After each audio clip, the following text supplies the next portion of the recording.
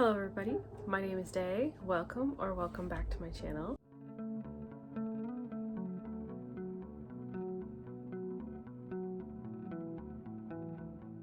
We are here today to talk about Black books and the Missy Elliott Readathon. So February of every year is Black History Month, and 3 years ago Cachet decided to create a readathon where we will be reading Black books in honor of Missy Elliott, a Black icon and artist. Every year we pick either an album or a series of songs, and we make prompts that fit books that we can read for the readathon. This year we chose the Iconology EP that she created in 2019, which I actually had not listened to before, but very much enjoyed. We like to watch the videos and, you know, kind of have a jam session while we figure out what we're doing for the coming year.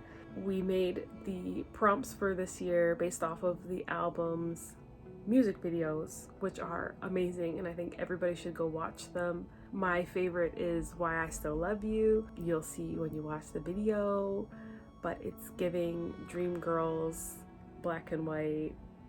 It's giving. We made 6 prompts for this year and had 2 group reads. The group reads were Out There Screaming, a horror anthology that was edited by Jordan Peele, and Delicious Monsters by Lizelle Sambury.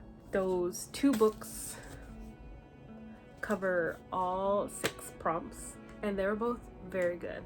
In total for the readathon, I ended up reading 6 books. I had 16 books total for the month, but they're manga. So for the readathon, I read 6 books. I read All These Sunken Souls, which is a Black horror anthology edited by, I think it's Circe Moskowitz.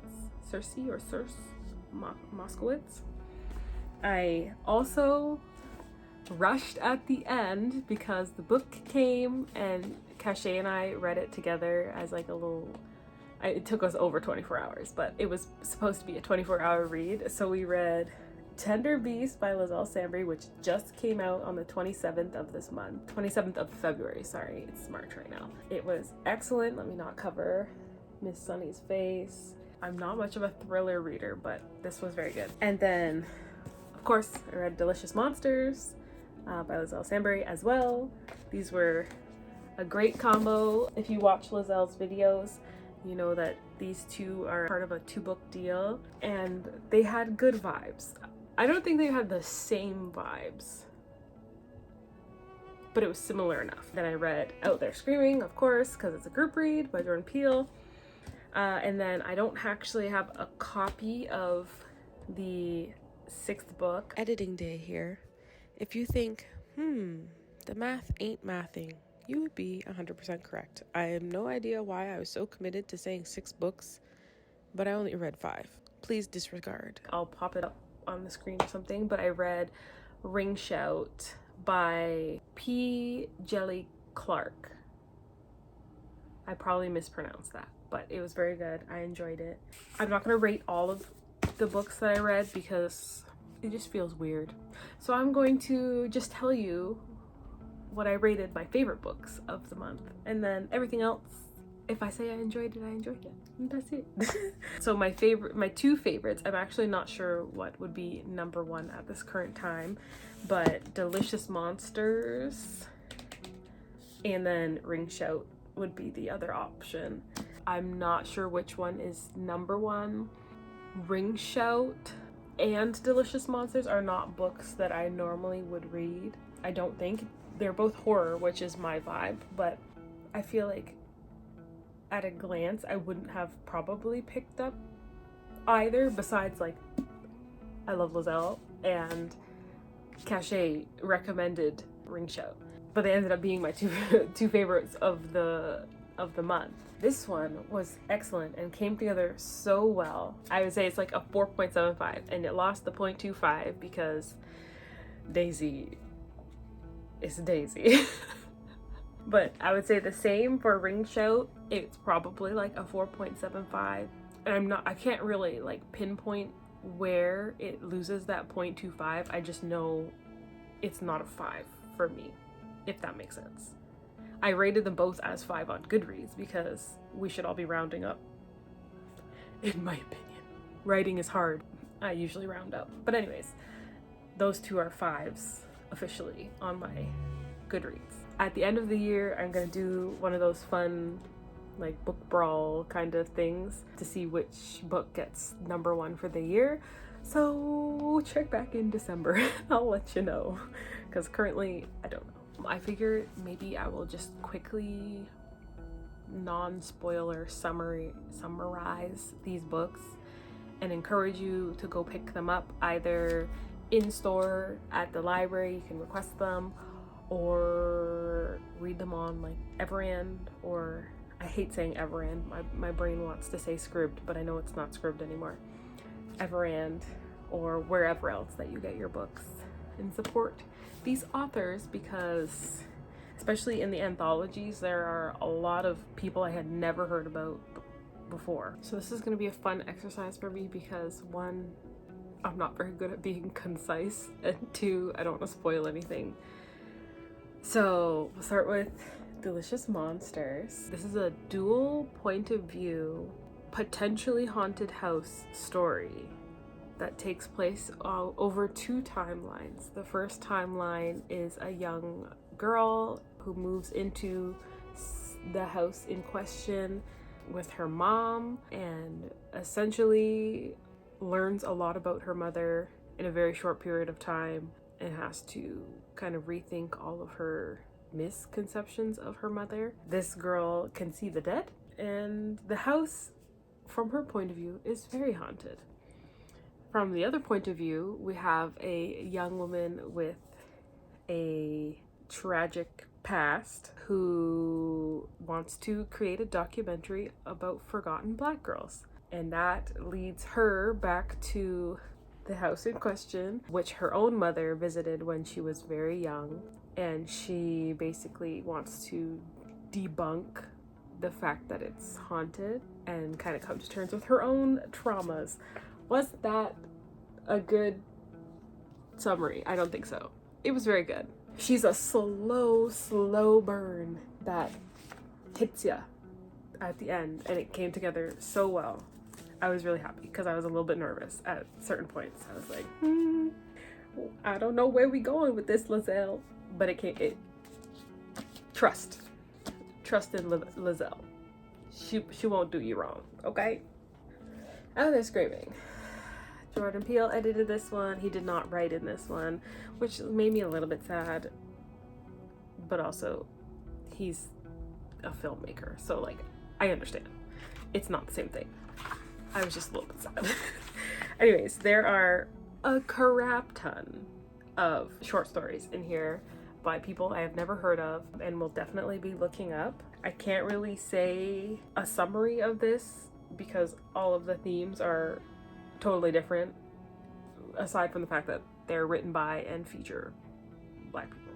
So my favorite from in here, I was thinking about it literally for days afterwards. I was texting Cache like, if this happened, I don't want to spoil it because it's a short story, so like there's not much room for not spoiling it. But it's called Flicker by L.D. Lewis. I thought it was excellent. I also really liked Hide and Seek by P. Jelly Clark, who wrote Ring Shout as well, that I read this month.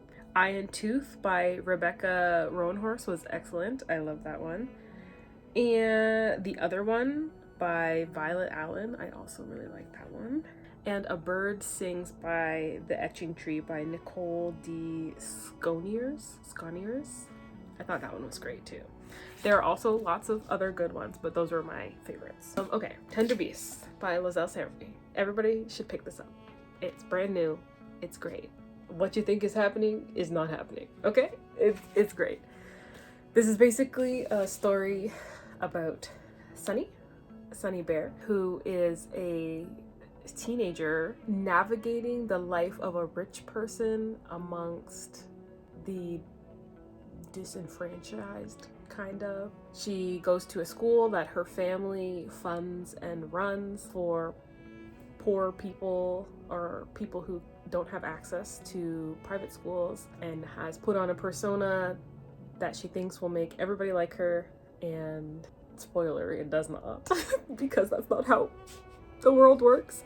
But anyways, her youngest brother Dom was accused of murdering his girlfriend. He's recently returned home following the death of their mother, and all of the siblings kind of have to navigate having this brother back who they don't believe is innocent.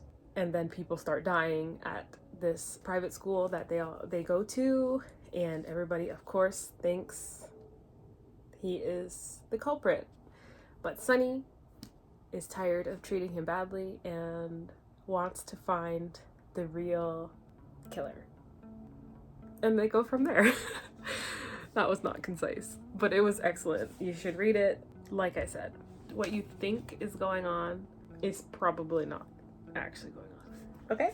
Another anthology, All These Sunken Souls, edited by Circe Moskowitz. Circe does write in this book, and actually hers was one of my favorite stories in here. Her, and we got lots of Lizelle this month. Lizelle also has written in this book. Again, there's not really a theme besides it's written by Black people, featuring Black people for the most part. Fan favorites, Lizelle's story, All My Best Friends Are Dead, was great. I liked it a lot. Papa Pearly by Ryan Douglas was great. I have some thoughts about the ending, but it had excellent execution for the most part. And then No Harm Done by Circe Moskowitz was also great. The ending was softer than I was expecting, if that makes sense, in a horror novel. But I liked the whole story overall was great. And Lizelle felt classic horror with a little twist that I think worked really well.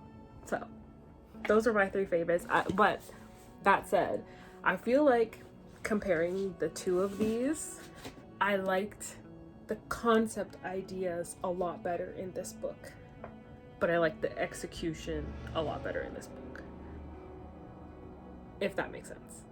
So there are a lot of really, really cool ideas in here, but this one had the better execution. That's just my thoughts. And then the last book is Ring Shout, gesturing to the empty air beside me, hoping I put something up on the screen. Good job, Michelle. Ring Shout by P. Jelly Clark. I am so sorry, I have said your name multiple times and it's probably wrong every time. It is about a trio of Black women fighting KKK monsters. I feel like that's about as concise as I can get.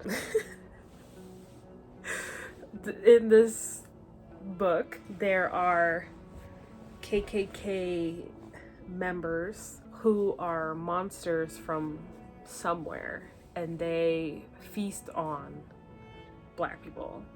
And so this trio of women fight and kill the monsters. And overall, it's a fun ride. Who doesn't want to see the destruction of racists? You should read it. It's great. Honestly, it was a lot more fun than I was expecting it to be. And like I said, it probably isn't something that I would have picked up on my own. So I'm really appreciative of Shay for recommending it, because I did really end up enjoying it. It was great. You should read it. So that was my not so short, but hopefully sweet wrap up of the Missy Elliott Readathon. Thank you everybody who participated. We had so many live streams that had so many people in them, and I have a lot more books aside from these ones on my radar to pick up by Black authors. We read Black authors year-round here, but we'll be back again next February for another Missy Elliott Readathon with new prompts and new group reads, and I really hope you're there with us. I had so much fun. Thank you, Shay, for creating this readathon and having me as a co-host. I look forward to doing it again next year. Thank you everybody for watching. Please, if you did participate, let me know what you read this month and what your favorite book of the month was. I'm very curious to know. And without further ado, I will see you somewhere on the internet. Bye.